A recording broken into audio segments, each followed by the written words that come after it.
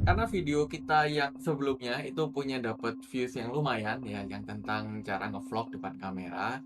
Dan kalau saya perhatikan komentarnya itu banyak yang tanya, "Aduh Mas, kalau saya nggak pede gimana Mas? Saya orangnya minder, dan lain-lain, itu gimana?" Nah, kita akan buatkan video lagi ya di video kali ini tentang cara pede.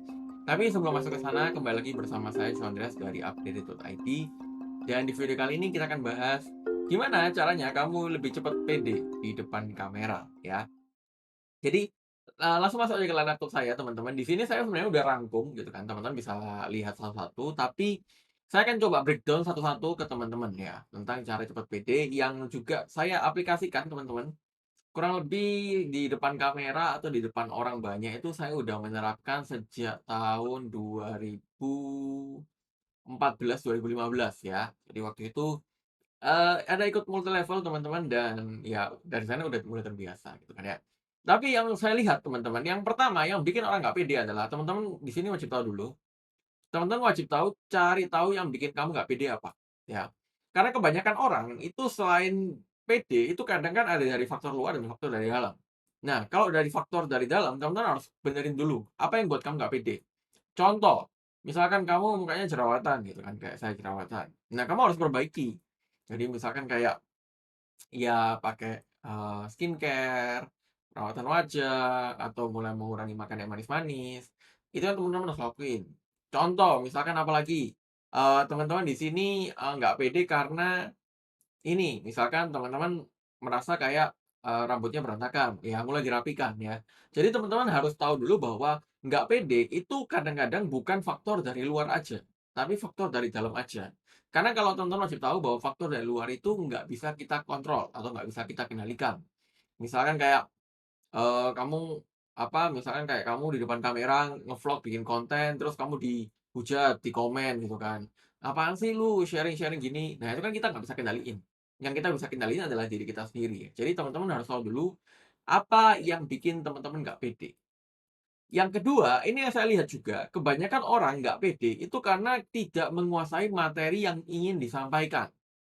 Jadi misalkan kalau teman-teman lihat di channel kita nggak pernah bikin skrip saat take video seperti ini. Jadi benar-benar one take, langsung publish gitu kan ya, one take, one take, one shoot ya istilahnya ya.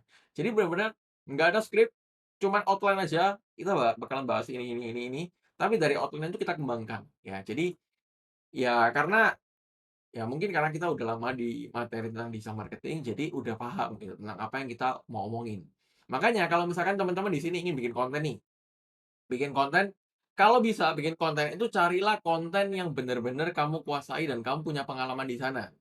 Karena kalau misalkan seperti ini, contohnya saya di depan kamera seperti ini, tapi saya bahas tentang skincare, mungkin saya nggak pede teman-teman. Kenapa? Karena itu bukan materi yang saya kuasai dan saya nggak ada pengalaman di sana. Tapi kalau misalkan teman-teman di sini kayak misalkan teman-teman sering masak dan teman-teman bikin konten tentang masak, otomatis teman-teman lebih pede dong dibandingkan teman-teman bikin konten tentang digital marketing. Karena teman-teman udah menguasai materi yang teman-teman ingin sampaikan. Makanya teman-teman kalau ingin buat konten, kalau bisa sesuai dengan apa yang kamu apa yang kamu alami atau pengalaman kamu di mana, karena itu akan membuat teman-teman lebih cepat pede ya. Karena kalau misalkan teman-teman perhatikan ya, video kita yang sebelum-sebelumnya, yang oldest, kalau teman-teman lihat video-video saya gitu kan khususnya, itu agak beda sama sekarang ya. Jadi mulai dari gestur, ngomongnya kayak terbata-bata atau enggak, itu teman nanti coba bandingkan gitu kan. Kayaknya di YouTube nggak terlalu parah ya, di Instagram saya masih lebih parah, yang dulu banget. Itu banyak banget teman-teman yang kelihatan banget teman-teman itu bisa lebih pede di depan kamera atau enggak ya. Dan yang ketiga, teman-teman wajib tahu dulu bahwa pede itu bisa karena terbiasa teman-teman. Jadi yang saya lihat memang, ya nggak ada cara lain teman-teman, memang practice makes perfect gitu kan. Jadi teman-teman harus sering ngobrol di depan kamera. Jadi kalau misalkan teman-teman pertama kali bikin konten di depan kamera, pasti rasanya canggung, aneh, kayak lihat diri kita sendiri, dengar suara kita sendiri, pasti kerasa aneh. Tapi kalau teman-teman udah lakuin itu kayak 3 bulan, 6 bulan, 1 tahun, 2 tahun, 3 tahun, teman-teman akan ya biasa aja gitu kan, karena teman-teman bisa lebih pede gitu, Kak. Paling simpel teman-teman, kalau misalkan teman-teman pertama kali bikin konten gitu kan, teman-teman bisa ini aja, teman-teman scripting aja nggak apa-apa. Jadi bener-bener skrip apa aja yang mau diomongin, terus teman-teman perbanyak cut-cut gitu ya. Jadi misalkan nih teman-teman baca satu kalimat, oke udah baca satu kalimat, terus teman-teman mau kalimat kedua kan biasanya ada jedanya, kita baca lagi, nah itu di-cut di-cut di-cut di-cut gitu aja. Jadi nggak kelihatan kayak kita baca, karena itu di-cut cut cut gitu kan. Itu cara yang bisa atau solusi yang bisa teman-teman akalin lah, kalau teman-teman ingin lebih lancar di depan kamera, lebih pede di depan kamera. Tapi nanti teman-teman kalau misalkan teman-teman udah berjalan, ya berapa bulan kalau bisa cara itu dikurangi ya. Jadi itu akan juga mengasah skill teman-teman agar lebih pede di depan kamera.